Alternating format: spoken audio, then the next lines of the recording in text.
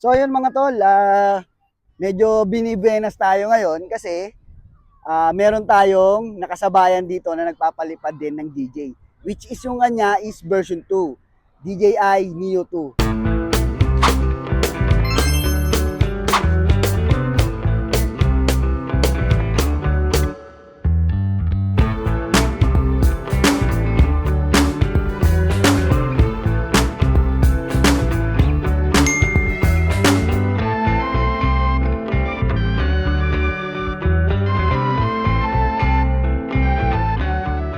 So ito siya mga tol.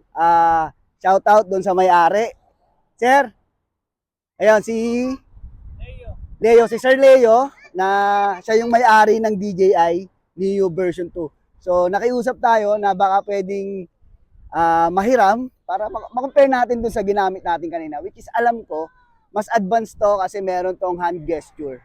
Tsaka yung 4K quality nito na video isaabot na ng 60 FPS. Kasi si Neo 1 natin is 4K 30 FPS lang. So mas reliable and mas goods na goods yung video quality nito. So let's go, subukan natin. Siyempre, susubukan na lang natin dito is yung hand gesture. So, since bago tayo dito, tawagin natin si Sir Leo para tulungan tayo mag-demo bago natin gawin. Sir, okay lang? So, Sir Leo. Sir, thank you thank you. So, eto, pwede mo bang namin, sir, kung demo mo sa amin, kung ano yung paano yung hand gesture, which is, yun yung alam ko na yung lamang niya kay Leo, bukod sa video quality. Sige, sir. Actually, ano lang naman siya eh. Pwede mo siyang i-preset na muna. Select ka ng feature. Tapos later on, pwede mo na siyang i-control via ano. So yun, so ibig sabihin, yung hand gesture is madadagdag dun sa custom presets features ni Neo 1 from Neo 2. Let's go! Ayun na mga tol, so nag-take off na siya.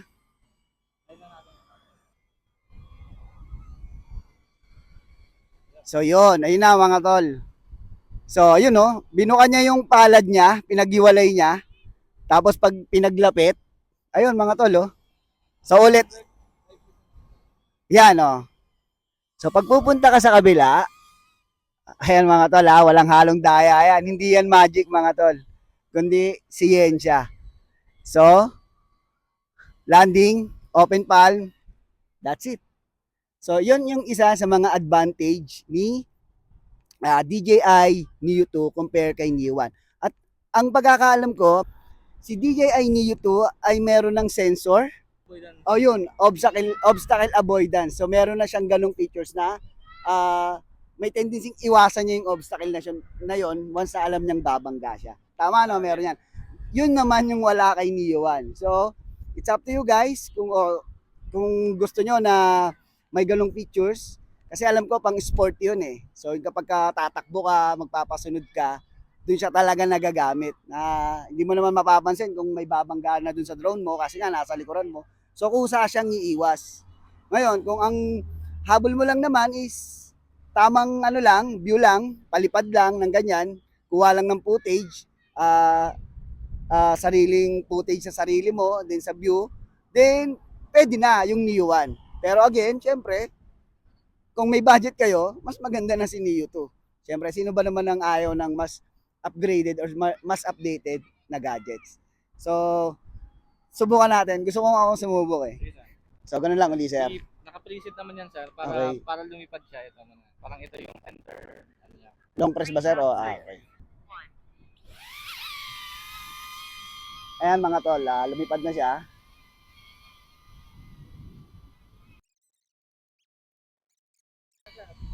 So, yun. Ayan mga tol. So, sabi ni Sir Leo, kasi nasa selfie shot yung pictures nung hand gesture. So, papatapusin muna yung tatlong selfie shot bago natin siya makontrol sa palad natin. So, subukan natin palayuin. Close, then open. Okay. Ayun siya mga tol, di ba? Tapos, may limitation lang or may limit dun sa layo na mararating kasi nga, siniset yun via DJI app. DJI Fly app. So, depende kung ano i-set nyo, ganun lang kalayo mararating niya. So, pagpalalapitin natin, Let's go close natin. So napakalupit nito mga tol. Baka mag-upgrade ako soon. Kasi sobrang ano niya, sobrang convenient niya. Hindi mo na kailangan maglabas ng remote. Ayan, oh. So again, malakas yung hangin, no? Nanlalaban siya. Sa pa mga tol, palayuin pa natin. Layo. Hindi, lapit na, mahangin na. Masira natin. Tapos magla-landing tayo, simply open lang natin yung pub natin. Then nalapit na siya. Okay.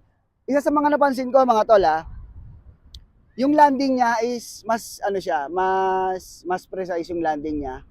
Kasi si DJI Neo 1, yung una nating sinubukan kanina is parang nalilito pa siya kapag inopen natin yung pag niya, parang nagdadoubt pa siya na bumaba or magland. So ito, nadetect niya kagad or nare-recognize niya kagad yung pilot niya. Kaya nakakababa siya ng maayos. So, salamat sa nagpahiram o nagpa-try sa kanyang DJI Neo 2. So, highly recommended na kung meron kayong budget, dito na, DJI Neo 2. So napakaswerte natin, no? Nakakita pa tayo nakasabay pa tayo ng isang pareho natin na magpapalipad ng DJI drone dito mismo sa lugar.